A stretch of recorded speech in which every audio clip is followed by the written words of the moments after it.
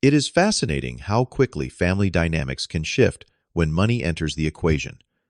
My grandmother raised me when my parents were nowhere to be found. She was my rock, my mentor, and the only true parent I ever knew. When she passed and left me with a $5 million inheritance, I was still processing my grief. Then my parents suddenly reappeared after years of minimal contact, showing up at the lawyer's office with broad smiles offering to help manage my newfound wealth. If you are curious about what was in that second envelope, let me know where you are watching from. Hit like and subscribe, and settle in for a story about family betrayal and unexpected protection. Growing up with my grandmother, Elizabeth Lizzie Thompson, was the greatest blessing of my life. From the age of 7, I lived in her beautiful Boston brownstone, surrounded by warmth and wisdom that shaped me into the man I am today. My parents, Thomas and Diana Marshall, had essentially checked out of my life, pursuing their careers and extensive travels while leaving me behind. Grandmother stepped in without hesitation, creating a stable home when my parents could not be bothered to do so. Lizzie was extraordinary in every way. After building a successful career as a financial advisor, she had made brilliant investments that multiplied her wealth considerably over the decades. But what made her truly special were the values she instilled in me: independence, financial literacy, and above all, integrity. Money is just a tool, Joshua, she would often tell me. It is your character that determines how well you use that tool. Our weekend traditions became the foundation of my childhood. Sunday mornings meant her famous blueberry pancakes, the scent of maple syrup filling the kitchen, as we discussed books or current events. Afternoons were often spent visiting museums, where she would share stories and knowledge with a passion that made history come alive. As I grew older, these outings evolved into deeper discussions about life ethics and responsibility. In recent years, I noticed her energy beginning to fade. She remained sharp as ever, mentally, but physically time was taking its toll. I worried constantly, but tried to treasure every moment we had together.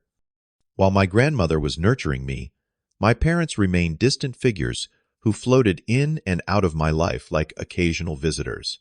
Their careers always took precedence. My father in international business, consulting my mother in luxury hotel management. They traveled constantly, rarely staying in one place for more than a few months. Birthday calls came days late, if at all. Christmas visits lasted hours rather than days, with gifts that showed little understanding of who I was. During my teenage years, I made several attempts to connect with them. I remember taking a bus alone at 15 to visit them during a rare month when they were stationed in New York. The weekend was awkward and tense, with them clearly uncomfortable having me in their temporary apartment. When I expressed interest in following my father into business, he dismissively suggested I find something more suitable to my skills. When I later chose to pursue education as a career, my mother called it settling for less. As I entered adulthood, our relationship deteriorated further.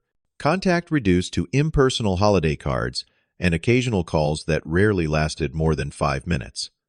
They knew almost nothing about my life, and honestly, I knew little about theirs. It hurt, but I had made peace with it, focusing instead on the loving relationship I had with my grandmother. By my late 20s, I had built a modest but fulfilling life as a high school history teacher. I rented a small apartment in Cambridge that stretched my budget to its limits. My passion for education kept me motivated despite the financial challenges. I particularly enjoyed working with underprivileged students, helping them see possibilities beyond their current circumstances, something I understood well, thanks to my grandmother's influence. My colleagues became close friends, creating a support network that felt more like family than many blood relations. We shared resources, celebrated successes, and supported each other through the inevitable challenges of teaching. Money was always tight, especially with student loan payments, eating a significant portion of my monthly income, but I was content knowing I was making a difference. Everything changed when my grandmother was diagnosed with stage 4 pancreatic cancer. The prognosis was grim from the start, months, not years. I immediately took a leave of absence from teaching to care for her. Those final months were precious beyond measure. Even as her body weakened, her mind and spirit remained strong. We had many long conversations about life, mortality, and what truly matters in the end. "I am proud of the man you have become, Joshua," she told me during one of our final heart-to-heart talks. "You have integrity and compassion, assets far more valuable than anything in my portfolio." She passed peacefully one autumn morning with me holding her hand. The grief hit me in waves, sometimes leaving me functional, other times completely overwhelmed. The world felt emptier without her wisdom and love. I returned to teaching, trying to honor her memory by embodying the values she had taught me, but the emptiness persisted. 3 weeks after the funeral, I received a call from Walter Jenkins, my grandmother's attorney. His voice was formal but kind, as he invited me to the reading of her will at his downtown law firm. I had given little thought to inheritance, assuming she would leave me some keepsakes and perhaps a small sum to help with my student loans. The money had never been important in our relationship.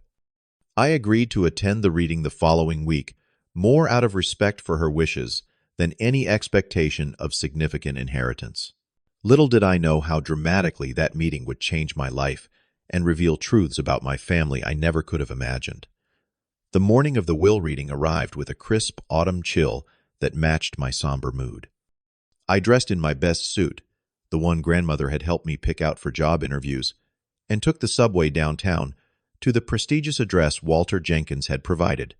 The law firm occupied the top 3 floors of a gleaming skyscraper, its marble lobby, speaking of old money and discretion. As the elevator ascended, I mentally prepared myself for a brief formal meeting. What I was completely unprepared for was the sight that greeted me when the receptionist ushered me into the waiting area. "Joshua, there you are, sweetheart." My mother rushed toward me, arms outstretched, her designer perfume engulfing me as she pulled me into a hug that felt alien after so many years of distance. My father stood just behind her, offering a firm handshake and a smile that did not quite reach his eyes. "Son, good to see you." "How are you holding up?" he asked, clapping my shoulder with calculated concern. I stammered through basic pleasantries, too shocked by their presence to form coherent thoughts. They looked exactly as I remembered, just with more expensive clothes and a few more wrinkles. My mother's hair was professionally colored to hide any gray, and my father sported a tan that suggested recent travel to somewhere tropical. "We came as soon as Walter contacted us," my mother explained, though I had not asked. "We thought you might need support today. These legal matters can be so confusing. And of course, we want to help you navigate any financial decisions," my father added smoothly. Sudden wealth can be overwhelming when you are not accustomed to managing significant assets. Before I could respond, Walter Jenkins appeared and invited us into the conference room.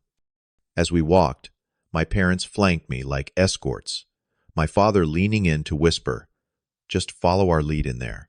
We have experience with these situations." Walter Jenkins was exactly as my grandmother had described him, tall, silver-haired, with penetrating blue eyes that seemed to miss nothing. He had been my grandmother's trusted attorney for over 30 years, and his formal demeanor softened slightly when he shook my hand. "Your grandmother spoke of you often, and with great pride, Joshua," he said quietly, before turning to acknowledge my parents with a noticeably cooler professionalism. The conference room was imposing, all dark wood and leather, with views of the city skyline through floor-to-ceiling windows. My parents immediately took seats on either side of me, creating a united front that felt more constraining than supportive. Walter began with formal condolences and an overview of the legal process. Throughout his introduction, my parents nodded knowingly, occasionally placing a hand on my arm as if to reassure me.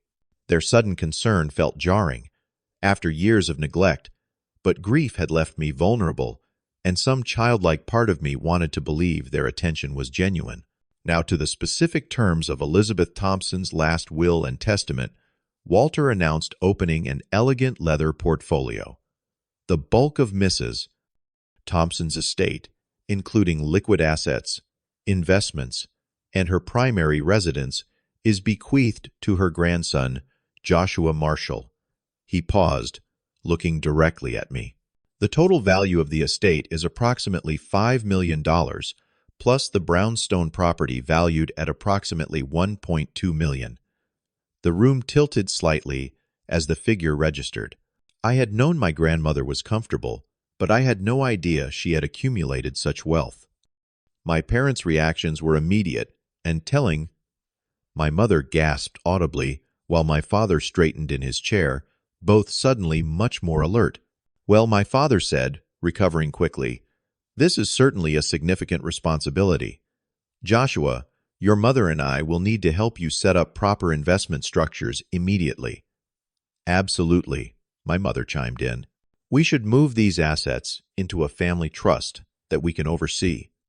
Joshua, darling, you have no experience with this level of wealth management." They continued talking over me, their words coming faster, plans forming rapidly for my grandmother's money, scholarships in their names, investment opportunities. They had been researching even a family vacation property they had, apparently already identified. Their voices grew more animated, their earlier pretense of solemnity forgotten in their excitement. I sat stunned, watching, as they effortlessly took control of the conversation. Walter observed silently, his expression unreadable, as my parents continued outlining how they would protect my interests by managing everything themselves. "We will need to liquidate some of these investments immediately," my father declared, turning to Walter.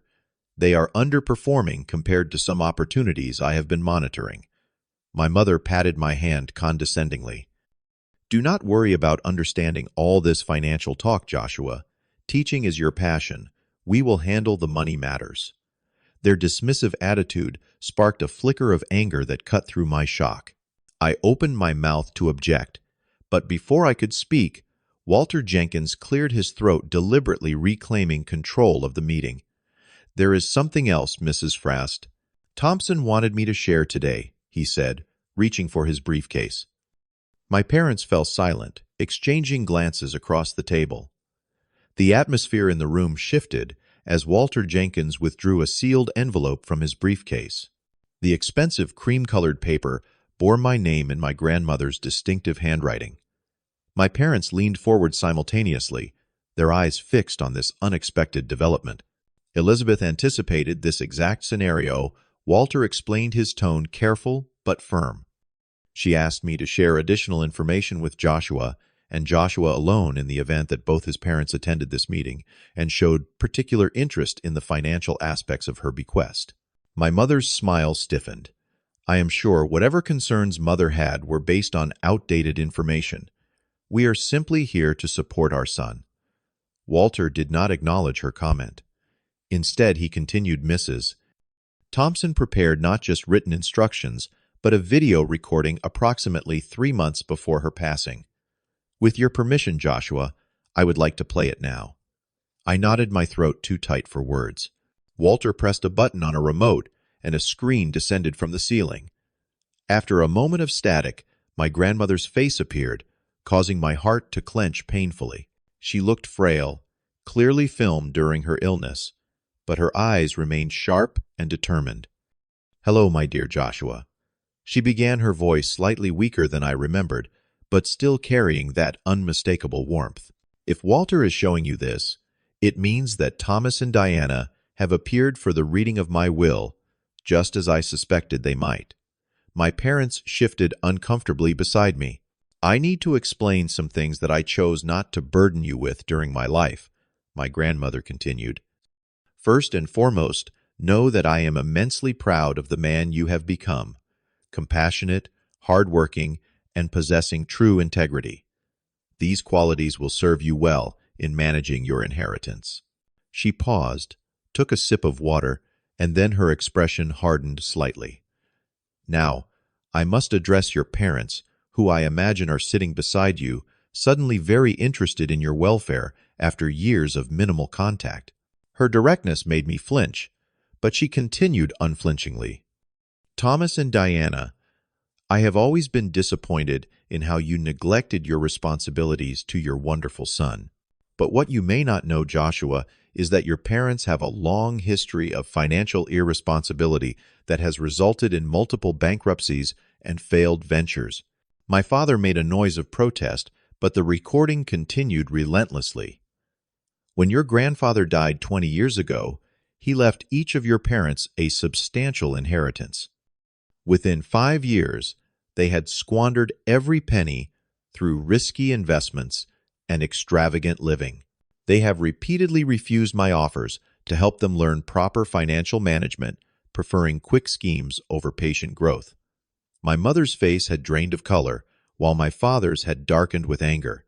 I sat perfectly still, absorbing each revelation like physical blows. 3 years ago, my grandmother continued. They approached me for a large loan to cover debts they had accumulated. I declined, suggesting instead that they seek credit counseling. They reacted with anger rather than responsibility. What you also need to know is that they filed for bankruptcy just last year, their third such filing. This information is public record, though they have kept it from you. I glanced at my parents, who avoided my gaze, confirming her words through their silence. Most concerning to me, however, was the call Walter received 2 weeks after my diagnosis. My grandmother's expression turned solemn. Your parents contacted him to discuss my estate planning before I had even told them about my illness. They specifically asked about the possibility of being named as managers of any funds I might leave to you. The revelation hit me like a physical blow. They had been planning this before she even died, calculating their approach while she was facing her mortality. Because I anticipated this situation, I have structured your inheritance with specific protections, she explained. The $5 million will be held in a trust with you as the primary beneficiary. You will receive quarterly distributions and have discretion over investment decisions, with Walter serving as co-trustee. My grandmother's eyes seemed to bore directly into me through the screen. However, there are conditions. First, you must complete a comprehensive financial education program before gaining full access. Second, and most importantly, the trust includes a provision preventing loans or gifts exceeding $10,000 to family members without trustee approval. This explicitly includes your parents. My father stood abruptly, his chair scraping loudly against the floor. This is outrageous. She had no right to control her money from the grave or make such accusations. Walter paused the video and addressed my father calmly. Mrs. Thompson had every legal right to structure her bequest as she saw fit, Mr. Marshall. The trust has been reviewed by multiple attorneys and is legally sound. She poisoned Joshua against us. My mother cried, tears suddenly appearing, though her eyes remained calculating. We will contest this will. Joshua, you know we only want what is best for you. Walter unpaused the video, and my grandmother's voice filled the room again. Joshua, I know this information is painful, but you needed to understand why I put these protections in place. This money is for your future and for the good you can do in the world. I trust your judgment, but I have seen how persuasive and manipulative your parents can be when money is involved. Her expression softened. I love you, my dear boy. Use this gift wisely, and know that I am proud of the path you have chosen. Walter has all the details and will guide you through the next steps. The screen went dark, and silence descended upon the room. I sat stunned, trying to process everything I had just learned. The parents I had longed for throughout my childhood had not come today out of concern or love. They had come for the money, just as my grandmother had predicted. My father recovered first, his business mask slipping to reveal raw anger. This is character assassination. We will fight this in court. Joshua, you cannot possibly believe these distortions. My mother took a different approach, tears flowing freely now. Darling, your grandmother was confused in her final days. We only stayed away because she poisoned you against us. We have always loved you.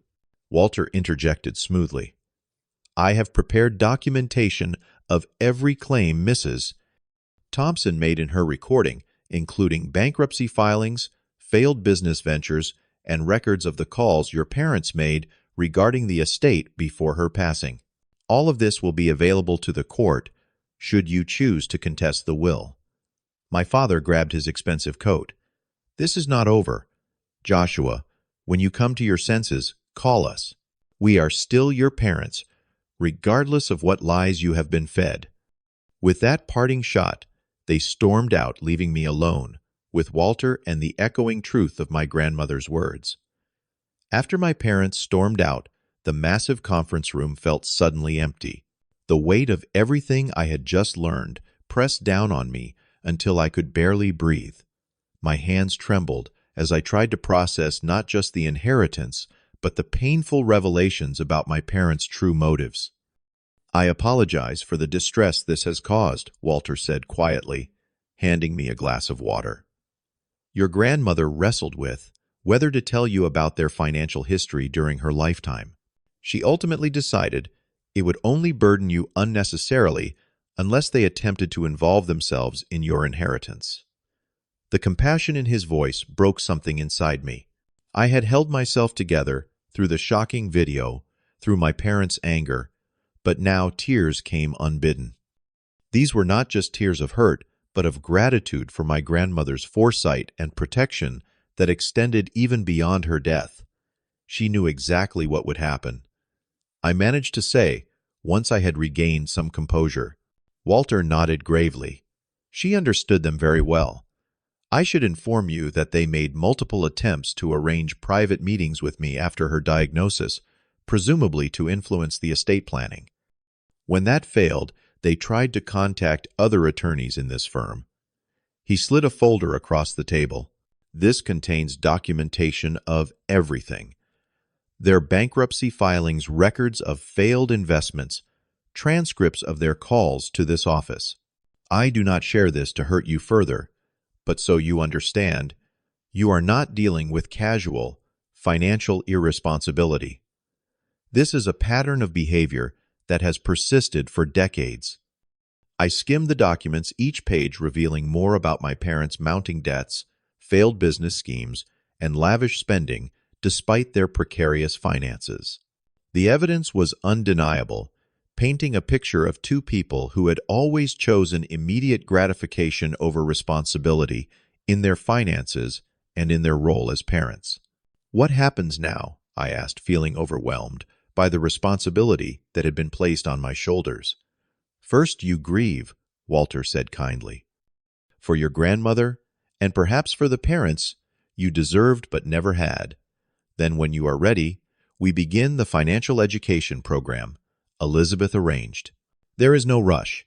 The trust is structured to protect the assets indefinitely. Over the next several weeks, I retreated into a quiet period of reflection. I took long walks through Boston Commons, spent evenings with trusted friends, and gradually processed both my grief and the shocking revelations about my family.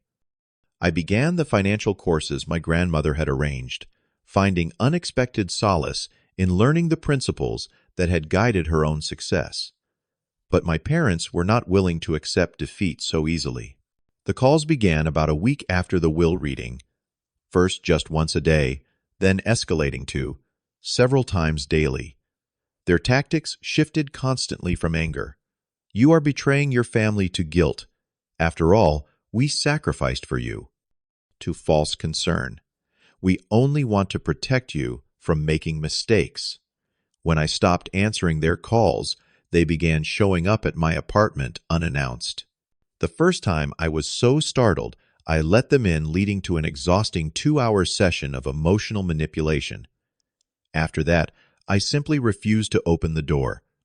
They escalated, further contacting my colleagues and friends, spinning stories about my mental fragility and their concerns about my ability to handle the inheritance. Throughout this ordeal, Walter remained a steady source of support and wisdom. This behavior confirms exactly what your grandmother feared, he observed, after I described their latest ambush attempt. They see the money as theirs by right, not as your inheritance. After nearly 2 months of their relentless pressure, I realized I needed to take decisive action. I arranged to meet them at a neutral location, a private room at a restaurant Walter recommended. I arrived early, steeling myself for what needed to be done. They entered with confident smiles, clearly believing their persistence had worn me down. My mother reached to embrace me, but I stepped back, maintaining physical distance that matched the emotional boundaries I needed to establish. "Thank you for coming," I said, gesturing to the seats across from me, rather than beside me. "I wanted to speak with you directly about moving forward." Hope visibly flared in their expressions. "We knew you would come around," my father said, already sounding victorious. "Family needs to stick together. Now, I have some excellent investment opportunities identified that we should move on quickly." I raised my hand, stopping him mid-sentence. "That is not why I asked you here. I want to be clear. I will not be contesting grandmother's will or changing the trust structure. The inheritance will remain exactly as she designed it." Their expressions darkened simultaneously. My mother tried again, her voice honey-sweet, but with an edge of desperation. "Joshua, darling, you do not understand how complicated wealth management is. We only want to help you avoid mistakes. Like the mistakes that led to your multiple bankruptcies," I asked quietly. The question hung in the air between us. For once, they had no immediate response. "I have seen the documentation," I continued. "I know about the failed investments, the excessive spending, the attempts to access grandmother's money even before she passed. I know everything." "Those records are misleading," my father began, but his protest sounded hollow even to my ears. "I am not here to debate the past," I interrupted. "I am here to establish boundaries for the future. I will always be your son, and part of me will always love you. But I cannot and will not allow you access to this inheritance. It represents grandmother's legacy and her vision for my future. I intend to honor that." My mother's tears started on cue. My father's face hardened with anger. But for the first time in my life, their emotional tactics felt transparent and ineffective. My grandmother had given me not just financial wealth, but the clarity to recognize manipulation for what it was. "Moving forward, I am willing to have a relationship with you, both on one condition: it must be completely separate from financial matters. No discussions of the inheritance, no investment opportunities, no requests for loans or gifts. If you cannot accept that boundary, then I need to step away from this relationship entirely until you can." They left in anger, my father threatening legal action once again, despite Walter's assurances of the trust's legal solidity. I sat alone afterward, feeling a complex mixture of sadness and relief. Setting boundaries with parents, even absent ones, was painful but necessary for my own well-being. In the months that followed, I began to use my inheritance thoughtfully, just as grandmother would have wanted. I paid off my student loans, eliminating the financial stress that had shadowed me for years. I established a modest scholarship fund at my school for underprivileged students showing academic promise. I made small improvements to my daily life, moving to a somewhat larger apartment, replacing my aging car with a reliable but not extravagant model, creating an emergency fund for security. But the vast majority of the inheritance remained untouched, preserved, and growing under the careful management structure my grandmother had established. With Walter's guidance and my growing financial education, I began to understand not just how to maintain wealth, but how to use it as the tool for good my grandmother had always described. 1 year after that fateful meeting in Walter's office, my life had found a new equilibrium. I was still teaching history, the work I loved, but without the financial stress that had once accompanied my career choice. The educational foundation I had established in my grandmother's name, the Elizabeth Thompson Future Scholars Program, had already helped 5 promising students from disadvantaged backgrounds access college preparatory resources they could not otherwise afford. My new home was a comfortable townhouse, not extravagant, but with enough space for a proper office and a guest room. I had completed the financial education courses my grandmother had required, discovering an unexpected aptitude for investment principles. Working with Walter, I had begun making my own decisions about the trust's investments, gradually steering more funds towards socially responsible companies aligned with my values. The most unexpected development came on a rainy Tuesday afternoon when I received an email from my father. Unlike the angry messages and manipulative calls that had eventually tapered off months ago, this one was different in tone. Joshua, your mother and I have been attending financial counseling and debt management sessions for the past 6 months. It has been a difficult but illuminating process. We now understand that our behavior regarding your inheritance was inappropriate and driven by our own financial irresponsibility. We do not expect forgiveness or access to your inheritance. We simply want you to know that we are working to change patterns that have damaged not just our finances, but our relationship with you. If you are ever willing to meet, we would like a chance to apologize in person. No financial discussions as per your boundary. With respect, Dad. I read the message multiple times, searching for hidden manipulation, but finding none. After consulting with Walter and my therapist, another positive step I had taken with my grandmother's gift, I cautiously agreed to meet them for coffee. The parents who arrived at the cafe were visibly different from the polished, overconfident couple who had stormed out of Walter's office a year earlier. They wore simpler clothes, carried themselves with less entitlement, and most notably, began our conversation with something I had never heard from them before: a genuine apology. "We have been terrible parents," my mother said, simply no dramatic tears this time. "And we nearly became terrible people when money entered the equation. We are sorry, Joshua. Truly sorry. Our relationship remains cautious and is rebuilding slowly.